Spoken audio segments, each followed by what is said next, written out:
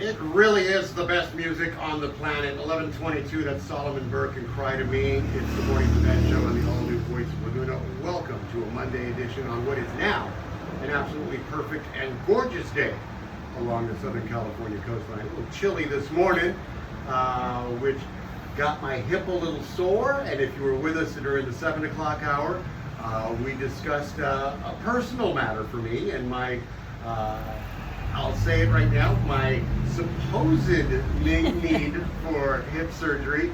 And then I get a text from Dr. Wang going, no, wait a minute, you don't have enough information. Let's talk about it.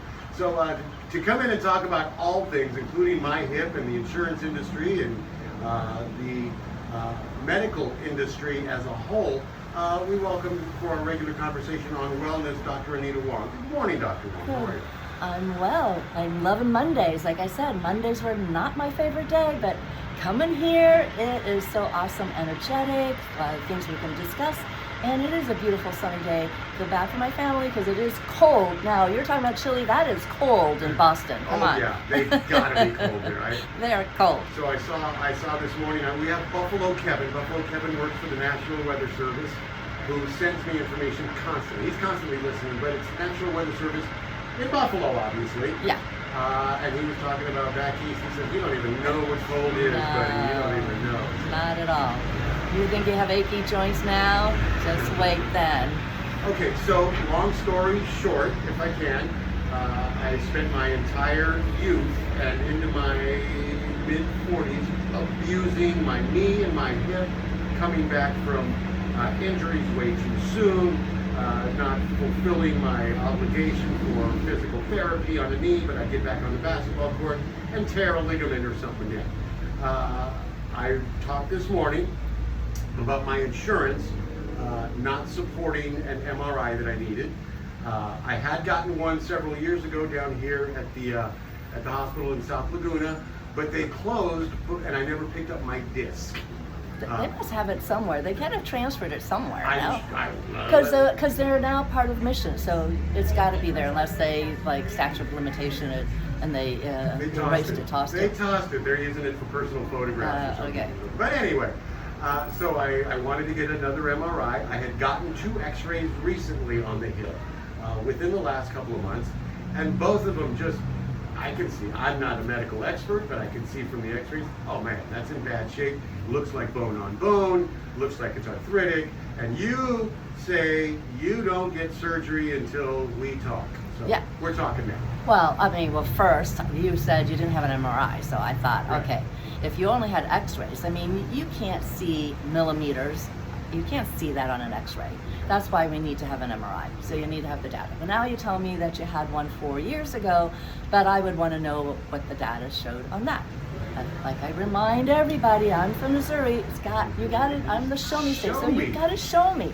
So if you're saying it's actually bone on bone, if that is absolutely 100% true and there is nothing left, okay, fine. That means you have nothing to repair and grow. But I can hardly believe that you have worn away every last fiber of cartilage there.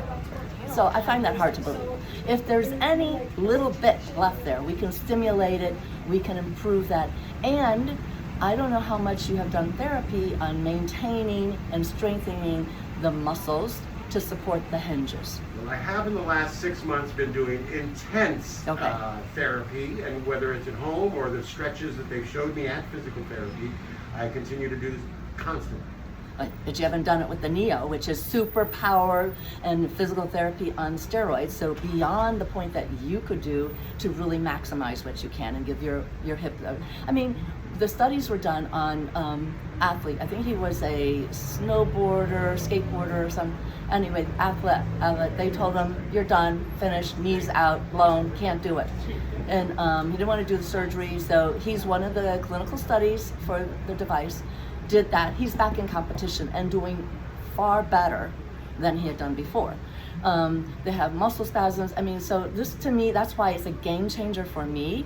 And for before you even do anything, I would want you to give it a try because you might have something in there that could be stimulated. So it stimulates the the circulation, which is going to stimulate the healing, which is going to improve the growth. You're going to stimulate the collagen, right? You're going to support that area, and you're going to improve the stability with the ligaments. And maybe that's all you need. Maybe you just need more muscle strength and more ligament strength and more blood flow to that area. Now, if you have a necrotic a hip and you have degenerative changes doesn't mean anything, because people have degenerative changes and they don't have pain necessarily. So, but if you have still have a little bit of cartilage, you got let's just stimulate it and let the body do what it does, repair itself. So you're telling me you did sports and you didn't let your body heal and you didn't take care of it and let it do its thing. Now you got a tool that's going to allow your body to take care of itself and regrow and re-stimulate and rebuild and reform, and you're not going to give it a go? I'll give it a go. Oh my God! You're just gonna go cut and open it, and let's just cut it open and put something in it, and then you don't know how it's gonna heal or gonna be even better. It could be a little bit worse. You never know. So let me ask you two questions. Number one, we started the segment a little later than normal because you were receiving the new FDA-approved Neo at your office. Yes. Correct? Tell us yes. about that. Tell us about the machine itself. Well, I mean, I am so excited because I resisted getting that because I have the Emsculpt Classic and I have the Xless, which is radio frequency. So those two devices, I was on the forefront because I didn't realize this because I did my research before I jumped in and bought something. So I was at this conference and one of the doctors next to me says, "Oh, there's just this one and others machines and I have in my office is going to sit there collecting dust," and I was like, what are you talking about? So then I realized that people, they're just buying machines thinking it's going to make them money and do whatever. Right. And he goes, does this thing really work? I said, this thing works, and I don't know about your other machines, but the reason why is that I believe in this company. I feel like I should have a BTL logo or something, but I am not paid. I am trying to get paid, but I am not paid by them, okay? Because I am a good commercial for them globally, but they are in Czech Republic and they are medical devices. And the father who actually started it, and now the son has carried on the legacy. He really believed in R&D. And he does, and I have to research what kind of cardiovascular devices, but when you're putting things into the heart and into the body, these things are good. They're not making some shyster stuff, right? They're making some good stuff. So then everybody in business is always looking at market shares, trying to increase it, where you can expand. So he's just doing medical. So then he realized there's a whole world of aesthetics. Let's go in there. So that's how he got into aesthetics. So I poo-pooed the Emsculpt because to me, it's aesthetics, I don't want that thing. But I was dealing with a patient with sarcopenia, which is the loss of muscle mass. And I say muscles is the organ of longevity. That is why I'm so excited about it, because when I heard about the Emsculpt, I was like, yeah, fine, no, I'm not interested, because they were marketing aesthetics. It didn't click at that time. And then I had my business person, she actually said, I want to demo that. I want to give it a try. I'm like, okay, fine. You guys just do it. Do whatever. I'm not going to be involved. So she's in there. They're talking to her. They're trying to sell her, but I'm not at all. And I'm working on this patient on her case, and then I realized she's got sarcopenia. I've been doing physical therapy, been doing trainers, doing nutrition, doing everything. And then the light bulb went on. Oh my God, I have a tool that can help her. Oh my God, I have a tool to help my seniors. Oh my God. So I have been using it off-label all this time as functional medicine. So I was at this conference at the BTL, and the guy who was sitting next to us says, hey, this doctor knows you. They said, you're like the godmother of, or the starter of functional medicine for BTL. I'm like, what? She says, she knows you. Do you know her? I'm like, I don't know her. And she said, oh yeah, she's been doing this functional medicine because now it's FDA approved for functional medicine, right? So they weren't stupid. They thought of this way before. But to get it cleared, and what he's really smart is before he even cleared it for the aesthetics, I like his practice, is that he did the studies for 2 years and then marketed. He didn't just come out with it and then try to make a bunch of money and then try to get it clearance. He did all the studies first. So when I looked at it, he had the MRIs, he had all the data, had the proof, right? So the same thing is going on with the functional medicine portion. So they did this stuff, and then what they do is their R&D. They have 500 engineers in their R&D just coming up with stuff on what to do. So they said, we want to do this, and they just made it happen. And so I said, I must have been the one, and I'm like thinking, no, they thought of this years ago. Their engineers were just trying to figure it out. So now that they figured it out, so because I had the Exilus and the Umscope Classic, I utilize them in combination. So everything we do, it's all about layered treatment. So that's how, because it's simple. It's, I like to boil everything down to simplicity. Body gets damaged, it repairs itself. So you don't ever want to damage it enough that it's hurt and not repairable. You just need micro damage and it repairs. So when you're bodybuilding, that's micro tears and the body builds up that muscle. So you are tearing down the muscle to build it back up. So it's all micro tears, right? Every little tiny damage. So let me cut in here for a second. You sound enthusiastic about this. Yeah, okay. I am totally. Let me cut in for just a second. So let's just say I have a tiny bit of ligament left or whatever. You're saying that by using this, it will grow back. It's going to stimulate the body to repair it. Now, to the ability that your genetics and your cellular function, so we would have to monitor that. But it will do that. It will stimulate that growth because it does. What it does is it stimulates circulation, so that's repair. It stimulates collagen production, because that's what you need, the building blocks. It stimulates nerve, which you also need sensation and feeling, all of that, right? And it re-educates the muscle to grow, develop, and rehab the muscles. It is a game changer. I cannot tell you how many times. There's another device they're doing it, but they were probably doing this research and understood this medically because they're a medical company, right? So, but they hopped into it. Now, trying to get the aesthetics people to understand what they're doing medically, they don't get it. I was a medical doctor using an aesthetics tool to do medical treatments. Now, I'm FDA approved, and I can actually do it. And I was trying to do it a little bit with other things, so I do a little heat. So when I do the radio frequency, people would say, wow, my arthritis feels better. I said, yeah, I'm stimulating heat, growth, stimulation, circulation. So I was doing that, but all kind of offline. They're like, why is it when I see you, my arthritis feels a little bit better? So okay, let's just say this afternoon, I walk into your office and I'm your first experimental on the new machine, whatever. What timeline am I expecting to feel improvement? For instance, to feel less pain when I sleep on that side or whatever. What kind of timeline? So their studies actually show, so you do the studies and it shows exponential on where you do. So the more is going to always be better, right? But it's going to be a cost containment, right? You're not going to have people destroy. So they did it so the maximum amount that they saw is about 4 treatments, right? But here's a guy, so that they had one guy who had a frozen shoulder, or he couldn't lift his arm up above his head. He did one treatment, he raised his arm up. One treatment. Now that's not for everybody, right? So who knows? So sometimes it's 1, sometimes it's 4, sometimes it's 8, but the average, what they did on the studies, that they said that the maximum that they saw is recommendation is 4. So once a week, 4 treatments. Right. And not just, well, let's talk about other people and not just my hip. This is, as you say, groundbreaking for multiple problems. Yeah, I mean, muscle spasm. So I have a quadriplegic nephew. Unfortunately, he's in Boston.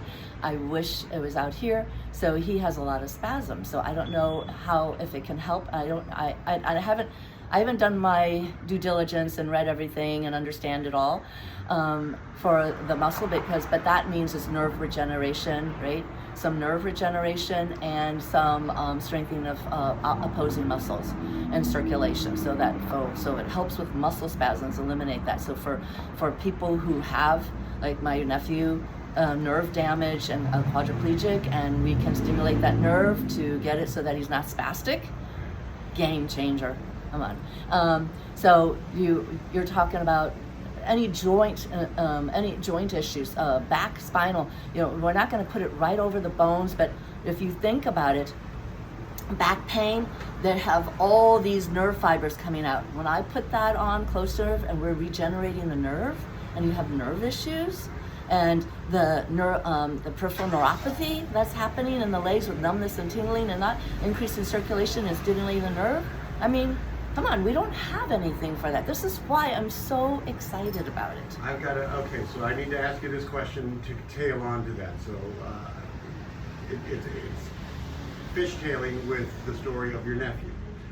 That here by the radio station, they may be two of my favorite people on the planet that walk by. It's a mother with her 22-year-old daughter who, when she was younger, suffered brain damage in a car accident. And the mother, and they're unbelievable. I love them both so much. I'll neglect saying their names right now to avoid embarrassing them for any reason. But the daughter has occasional spasms, and would this help them? Would this help them? As I said, I didn't review the studies on it and indications, but they said they are FDA approved, not cleared. Approved is higher, approved for muscle spasms. Now, I don't know what type of muscle spasms, I don't know where that is, so that's what I need to do my due diligence and research on that. But if it's a nerve connectivity, I'm thinking, just out of the box, I'm thinking that is stimulating a nerve. Yeah, maybe it can. I don't know, but I need to research more, because are they talking about, I don't think they're talking about muscle cramps, Charlie horses. They're talking about muscle spasms. So are we talking about tremors in Parkinson? So we're going to see improvement with that because it's nerves that we're developing, right? So tremors from alcoholism because you've damaged some of the nerves. So what are we talking about here? So I need to do more. I just got the thing. I didn't do any of my research. I just believed in the machine. And when they said that FDA approved for functional medicine, I just went for it. I haven't had any time to go back. What I usually do is the research and look at the studies and all of that. So I'm gonna do that. And I want to connect you with that family. Yeah. I want to connect you with that family, and if you can help, my God, that is an indication that I would really appreciate, as well as my dad. Sure, I'd love to take a swing. Yeah. And as I told you before, I'll try anything. I really will. I'm happy to hear that. Yeah, and so you heard the segment this morning, and I want to just briefly touch on the fact that the medical field is a for-profit field, as well as medical insurance as well. And so a good portion of the letter that I read of why I got denied the MRI, and then because I needed to do all of these other things, is really kind of, you know what, we'll give you an MRI, but first we want to pad the bill. Am I wrong there? Okay, well, on your personal story, I'm not sure about as padding the bill. They are for profit 100%, and I think that's the whole reason why I've been doing this, because we'll get into that. But, as I said, physical therapy, they don't know that you're doing the physical therapy at home, right? No documentation. So it's important to make sure your muscles are strong. So there are some key factors, because before you cut into a body, but there's no reason why you shouldn't get an MRI, I don't see. I think that there's no reason for not having that. Especially with the monthly premiums I'm paying. There's no reason why you can't get your MRI. I mean, the insurance industry, it's been my pet peeve. Like I said, everybody needs to watch health. This is, I think it's called Healthcare on Fire. So I showed this movie in town because really, the bottom line is that and I always tell people, we're a capitalistic society. There's nothing wrong with that. Right? And they need to continue to make money. So if you are 100% healthy and don't need medications and don't have to go back, are they making money? No. So they need you to be well enough to hang around and continue taking medicines and not die, right? But the quality of life is poor. So people say, are you covered? I've said, what? Me covered? I'm making you healthy, I'm preventing disease, and you're cutting out your pills. You think they're gonna cover? No, that's not happening. No, they're not covering that because I am cutting into their profit. Right? So there's not going to be that kind of support. So it's different. So until we change and not to be a capitalistic society, this functional medicine, what I've been doing, is an uphill battle. And it's gained momentum because it's demand. As long as we are wanting to just do reactive medicine and we are not demanding to be proactive, that's the type of healthcare you're going to have. So you'll see that Kaiser and all of them, they have it, and it's called Thrive and Functional and Hogue, and they all have it. But are they actually doing? They only do it up to a certain degree. They're not truly doing it all in. It's not exactly. So it's kind of a hybrid. But they recognize the demand is there, and they're doing it. But are you going to get to the nitty gritty like the way that I'm doing it? It's totally different. Right? You bring up a fascinating question that just occurred to me as you're saying that. In that, okay, so they take you to a certain point because otherwise going past that point would cut into profits. Are there, and you can refuse to answer this if you want, but I know you won't. You always answer everything. Are there diseases that can be cured that maybe aren't? Because right now, the prescription medication, the pharmacist, big pharma, is now too profitable, or the pills they can give you for it are too profitable for them to give you a cure. Is that too conspiracy theorist of me? Okay, no, our society has to demand it, right? We are still a microwave society, right? They want a quick fix. Do they want to do the hard work that you have to change your lifestyle, change your diet, change your activity? No, so it's still driven by demand, right? So the demand is not, I want your support to tell me how to eat well. So they have these programs. So yeah, you can get rid of diabetes. Just change your diet, learn how to exercise, look at your genetics and look at the function and know how that I can get you off those things, right? But are people demanding it? No, because just look at me. I drive a car, right? We all drive cars. When I was younger, I would just drive that thing crazy. I never wanted to look at the gas tank gauge because, oh my God, that would mean I'd have to stop, take time out of my day. I'd have to take money out of my wallet. I want to just drive on fumes. I want to get where I'm going. I want to just keep going. I can't tell you how many times I would run out of gas. I can't tell you how many times I rolled into the gas station on fumes, right? I was just trying to be reactive because I don't want to do it till the last minute. That's people now with their health care, right? So they don't want to take care, they just run their body to the ground and then take a quick pill to get it back so they can get using it and doing it. So that's our mindset, right? But can you eliminate it by having the education, and do they have those programs? So yeah, Hogue, Mission, all those places, Kaiser, they're gonna have the Thrive. We're gonna give you the nutritionist and tell you how to diet and the hand holding, but do you take it to heart? Do you do it? Do you actually change it? There's a handful of people who do. Sometimes it's the right methodology, the right thing, but are they doing it specific, uniquely to you? No.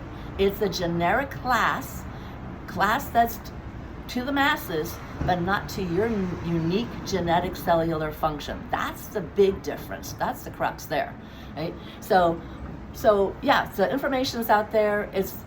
We're not demanding it because people still want to eat their mac and cheese and do whatever they want to do and then take a pill and then be okay, right? How many diabetics are eating that pie and then having a pill to take care of it? How many people are lactose intolerant and taking a pill, right?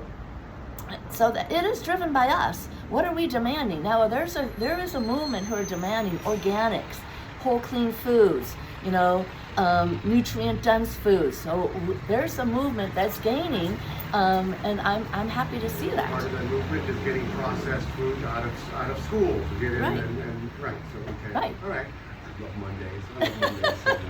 We'll talk more about the NEO in just a second. You want to answer some questions? Sure. All right. A 46-year-old female writes in and asks, is Alzheimer's an autoimmune disease? If so, does that make it preventable, or the opposite, that there's no way to prevent it because It's not autoimmune. It's a type 3 diabetes.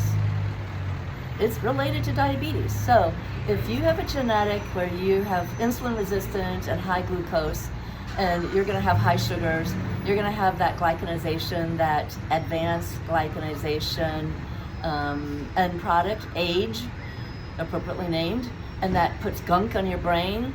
Yeah, you're going to get Alzheimer's, you're going to get dementia, because everybody's going to get gunk. Now, does everybody get that? Is that everybody's Achilles heel? No, because of that study that you were interested in, right? So amyloid plaques, so they've done autopsies and they found amyloid plaques and a bunch on the brain, but that guy didn't have Alzheimer's, so they couldn't figure it out, right? And now the tax, those are like the fibers that kind of send the messages. So they think that that's the key, where all those fibers are connecting, and they think that that's where it is, where it's going. But guess what? If you don't want all that crap in there, make sure you have a clean diet. Your sugars are not high. You don't go over 140. You don't have a high A1C. You don't have a high fasting glucose. My sweet spot is at 75 for everyone. An A1C sweet spot is no higher than 1.4, 5.1, and people run around with 5.6, 6, and that's in the normal range. That's not normal. That's not optimal, right? So it's the what we call type 3 diabetes, because it's all related to whether or not you're causing inflammation by your diet and heading to that pre-diabetic. Thank you for that. A 33-year-old female writes in and asks, can I get all my protein from beans and lentils? 100%. Really? All of it? 100%. But that's whether or not you're eating enough, the volume is enough, it's nutrient dense, right? Because creatine is what you're going to be lacking, which is made from 3 of the amino acids. And so if your diet doesn't support that, most vegetarians, vegans have a lower creatine amount, get crepey skin, don't have as much energy, have a lower muscle mass, right? So I know a lot of vegetarians who just eat a lot of carbs. They don't eat a lot of veggies, they're just eating carbs, right? I see, so yeah, so that, to me, that's not a vegetarian. Vegetarian, you gotta eat a lot. So what do I say? I'm from Missouri, show me. So you need to test. You need to test and find out, are you getting enough of your amino acids? That's a yearly test that I do on my patients. If you're over 65, it's covered by Medicare. Why not do that? If you're under 65, yeah, fork out the money, invest in your health. Yeah, Beautiful. Check it out and find out if you got enough amino acids from your diet. Beautiful. Thank you for that. Next is and this I found funny when I read it. I pulled it, I think, just simply because of, I need to, first of all, tell the audience that no matter what our answers are here, no matter how she answers, always check with your own doctor, because she doesn't have the good fortune to be able to examine you personally. So, a 51-year-old male says he has pain in his lower left abdomen and wonders, is it safe to preventatively remove his appendix? Okay. Well, lower, unless he's got in situ versa, which means his internal organs are flipped, your appendix is on the right. There we go. First of all, there's right. Your first mistake, buddy. Left lower quadrant pain, if you're having pain, you shouldn't ignore it, because it could be if you had diverticulosis. How old did you say he was? 51. Yeah, so most likely his diverticulosis, unless you were very diligent about your diet and really good. I remember when I had to have my colonoscopy, the GIs, I was like, yeah, we're going to find you have diverticulosis in there. I'm like, I don't think. And then they didn't. What is diverticulosis? So that is a weakening of the walls of the lining, the walls of the muscles of your colon, right? So you get these little finger outlets, and so they're little pouches. So if you get those little pouches, that's not normal. Now that's a disease state. Now when you have that, it's not a problem, but it's just that your muscles were weak and you developed a pouch, right? So if you had good colon movement and good bowel movements, exercise, all that, then you're not going to develop those, right? You shouldn't have developed that. But then when they get infected, so some of the feces kind of stay in there, they get infected, it's like having an appendix. It's like having multiple appendixes all over in your colon. Yeah, so sometimes they perforate, they get infected, then you have to have antibiotics, you have pain. So that left lower quadrant could be either full colon and it's not emptying properly. It could be maybe you have a hernia, a femoral hernia down there, or you could have diverticulosis, now that is diverticulitis.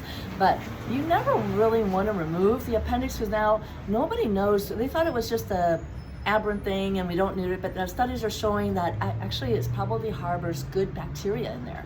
So if they removed your appendix and you have gut issues, you may not have ability to keep the good bacteria. So that's some of the studies that's coming out about the appendix. So that it's not just a remnant of something, it's where your good bacteria is coming from. I've always imagined that there can't be a part of the human body that's useless. And for years we were told the appendix, it's useless. But Right. I can't believe that. Right, well now they think that's where your good bacteria come from.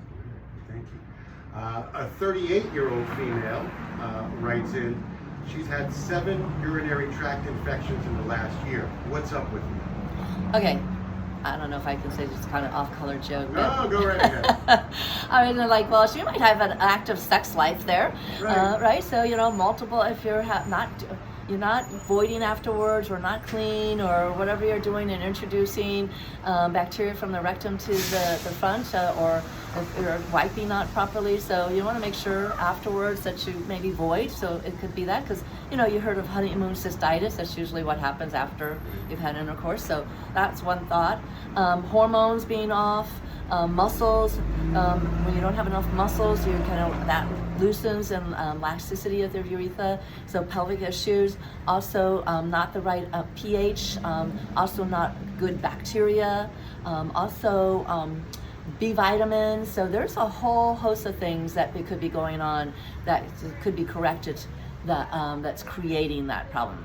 Is 7 in a year? That's a shocking number. That's a shockingly high number. That's not good. That's Right. not healthy. Yeah, there's some issues, some underlying health issues. So needs to be looked at. Okay, thank you for that.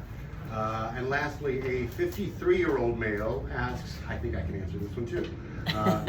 Can you catch up on a sleepless work week by sleeping in on Sunday, or is that unhealthy to try and catch all your sleep on one day? I mean, you're going to feel better. I mean, you're not going to. So what's happening, right? So when you're working too much and stressed, that's breaking the body down. And how does the brain repair and restore and detoxify? Is through sleep. So now you have short sleep, accumulating toxins, and breaking down the brain. So do you get some of that back? Have you done it so much that it's chipping away at your, so there's atrophy. So I do these CT scans. I always looking at people's brains and see how healthy they are.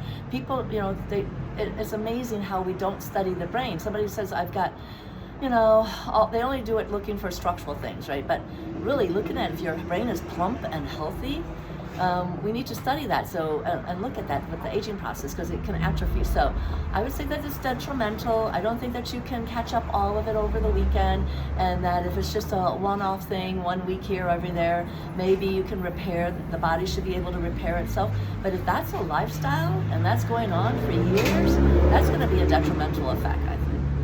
Thank you for that. I imagine the rest of your days, you're going to be playing, the rest of today, you're going to be playing with your new toy. Right? Yeah, they're coming in and putting it together. So it came in pieces, and so they're going to be installing it. I've got patients that will be coming in. It's kind of like a warehouse right now with the walk over the boxes, and so.